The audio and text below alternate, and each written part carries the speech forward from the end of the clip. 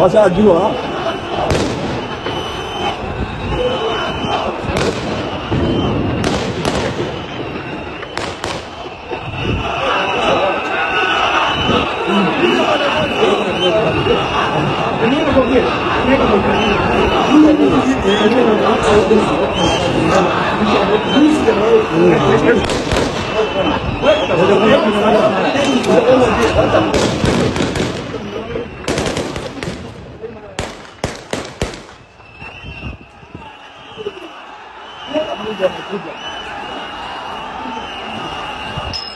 Nakushukuru sana msikilizaji na mtazamaji wa siku ya leo. Karibu sana katika kituo hiki chetu cha Ground Truth Raw, kwa pamoja na mimi ninapoanza kuchambua siasa na tuweze kusikizana na kuelimishana pamoja.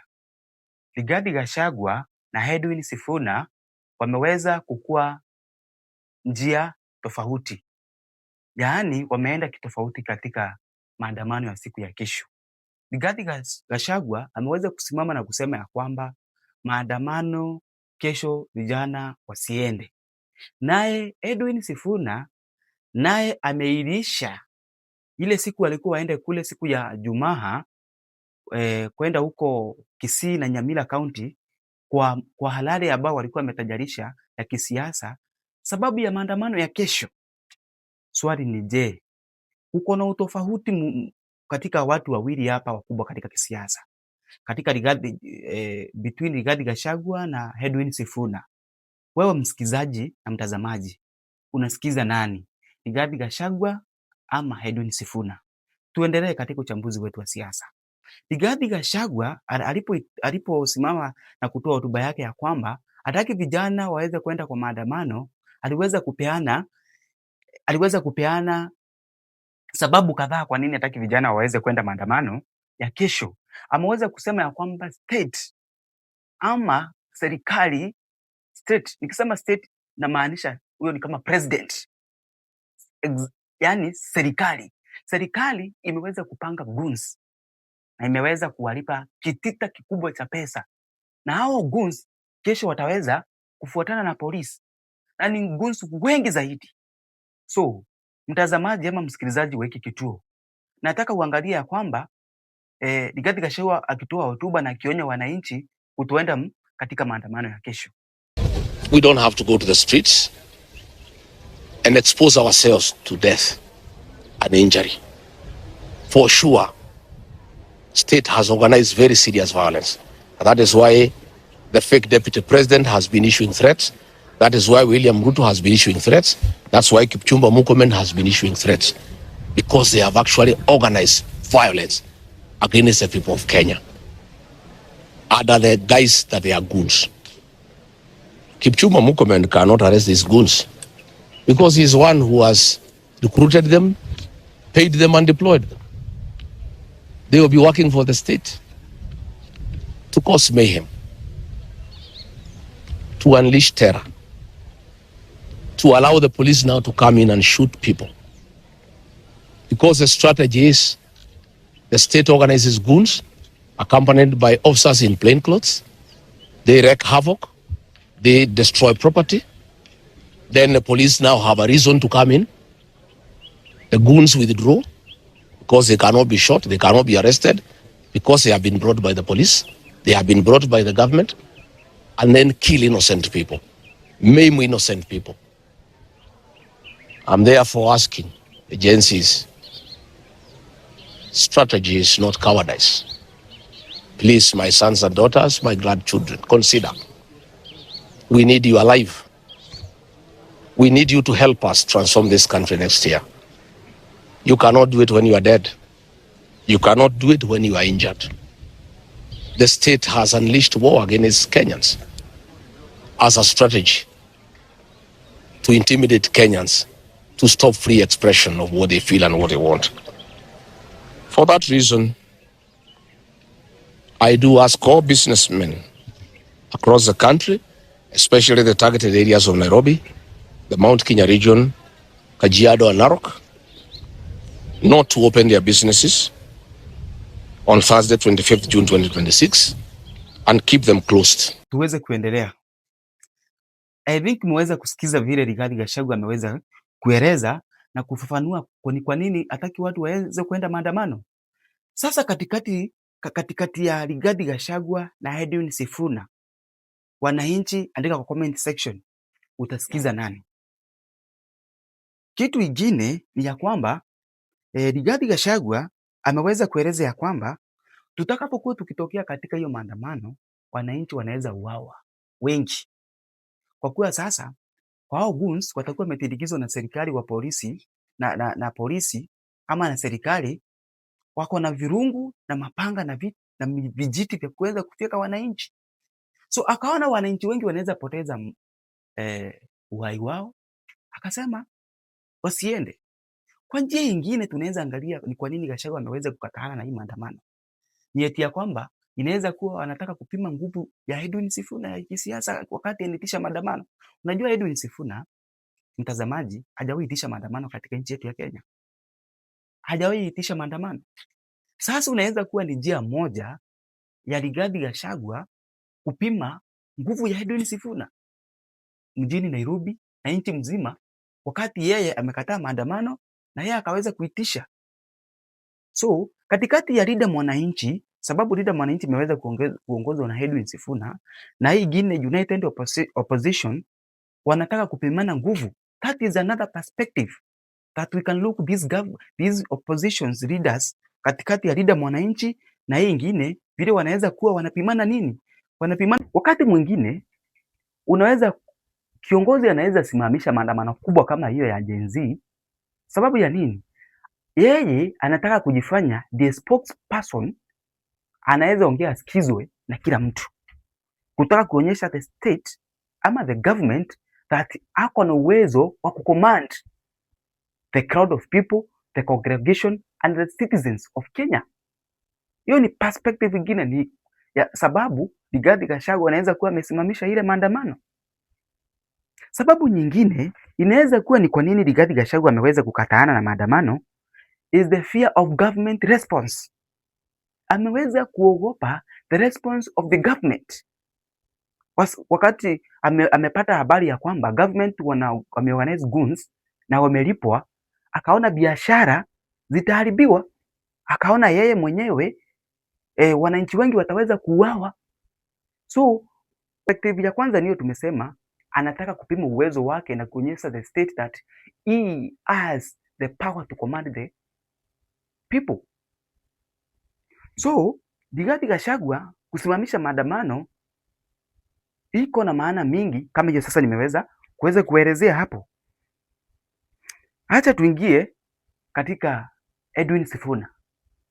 Edwin Sifuna naye ameweza kusimamisha ili harakati alikuwa nayo ya kwenda Ijumaa, the day after tomorrow, kesho ndio Thursday, Friday ndio alikuwa aende tarehe 3, ndio alikuwa aende Kisii na Nyamira kwa kuwa the fraternity hiyo yote ya Linda Mwananchi, lakini ameweza kusimamisha.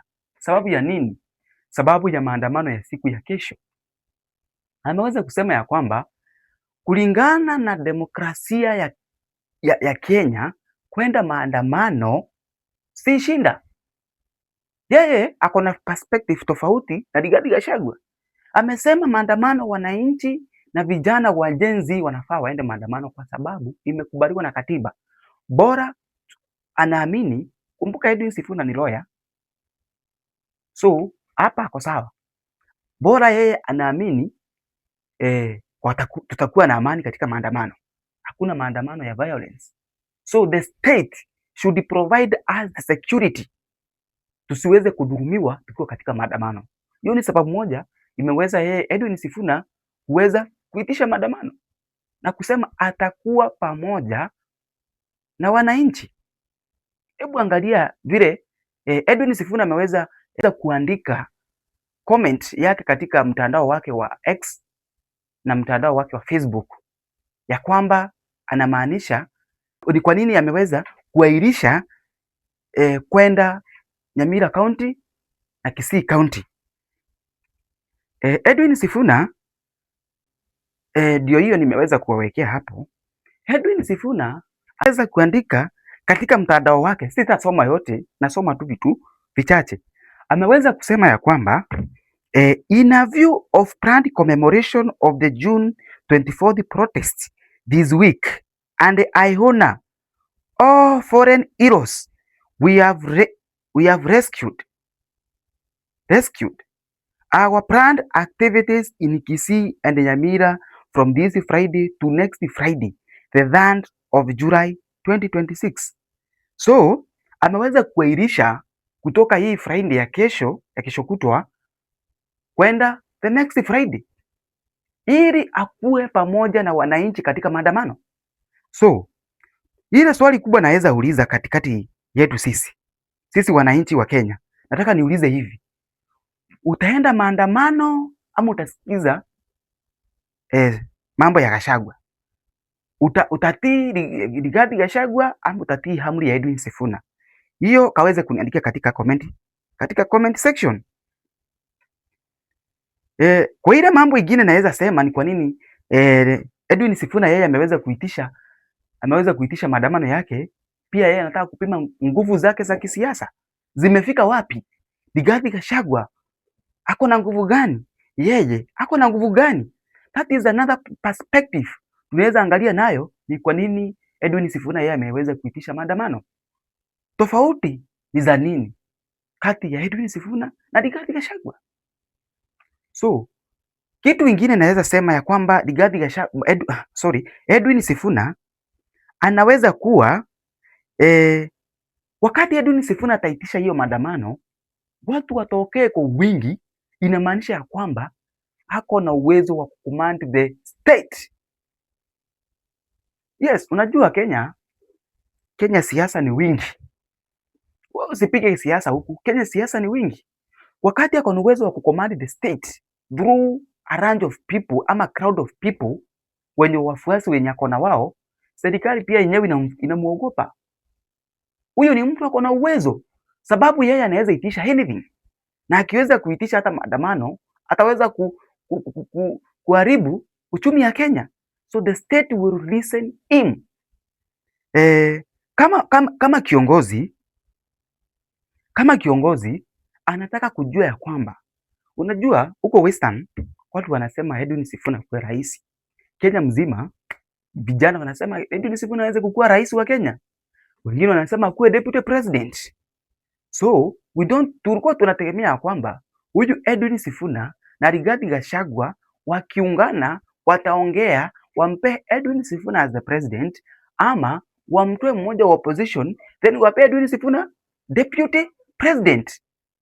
Lakini tuseme hizi ndizo wako na hizi panganga za kuvutana katika, hawezi agree kwa kitu kimoja. Unajua kutuangree kwao, hizi tumeweza kuongelea ni perspectives. Ni kwa nini inaweza kuwa ni hivi na ikikuwa ni hivi. So these are perspectives. Kama Rigathi Gachagua ni mpango amepanga na Sifuna kufanya hivyo, well and good, bora yake wakiwa pamoja. Lakini once watajaribu kwenda tofauti, William Samoei Ruto ni furaha yao na atapita katikati yao, ataweza kupita katikati yao. So tumepata vitisho vingi sana kuhusu hiyo demonstration ya kesho. Ruto plus the state plus Kipchumba wameweza kutishia watu waende maandamano lakini wasifanye vurugu. Wamejuaje vurugu itakuwa? Wamejuaje kutakuwa na guns? Tutumie akili. So kile naweza kukuomba msikizaji, mtazamaji wa siku ya leo, uweza kulike hii video, uweza kusubscribe hii video, uweza pia kushare, na Mungu ataweza kukubariki. Hii video acha kaweze kufikia watu wengi, tukaweze kufanya kituo chetu kikaweze kukua, sababu ni kigeni, ni kitoto, bado hakijaweza kufika mahali pakubwa kama vituo vingine, na Mungu ataweza kukubariki. Ya mwisho nataka kuuliza, nataka tuangalie another perspectives of Gen Z. Gen Z are frequently stated that they are not protesting for individual politician but for issues they care about. Nataka niulize hivi, katikati ya Gen Z na politician, unaweza kuwa Gen Z waliweza kuchukuliwa na politicians kwa kuwa wanainfluensiwa na the politicians, ikuwe their own influence yenye walikuwa nayo iliisha. Hao viongozi wanajaribu kuchukua Gen Z. Kila kiongozi anataka kisimama ajiweke pamoja na Gen Z, aonyeshe kwamba yeye anaweza command the Gen Z. Gen Z wako na ile movement walikuwa nayo kitambo ya kusimama na msimamo mmoja, ama serikali iliweza serikali pamoja na politician wengine wameweza kuwachukua. Ule msimamo walikuwa nao bado upo ama ulibadilika? Hilo ni swali nimeweza kuuliza, muweze kunijibu katika comment section. Swali nilalo lingine nataka kuacha maswali mawili hapa. Will these politicians influence the Gen Z not to go to the maandamano like Rigathi Gachagua, na wamsikize na wote wasiende maandamano? Swali lingine ni Edwin Sifuna pamoja na Linda Mwananchi Brigade wataweza kucommand the Gen Z na vijana wote wa Kenya waweze kwenda maandamano na wasikize na waende na wao pamoja maandamano, ama Gen Z kwenda maandamano kwao kesho si kwa wito wa mwanasiasa hata mmoja, bali ni kusimamisha their own movement the way walikuwa katika hiyo wakati walikuwa wanaanza 2024 June. Tena nasikuja tena nikisema ni asante kwa kuwa pamoja na mimi tukaweza kumaliza katika hii sekta ya siasa ya hii kanda, kuwa pamoja na sisi. Kanda nyingine tunakushukuru kuwa pamoja na sisi. Ground Truth Raw, nyumbani ni petu.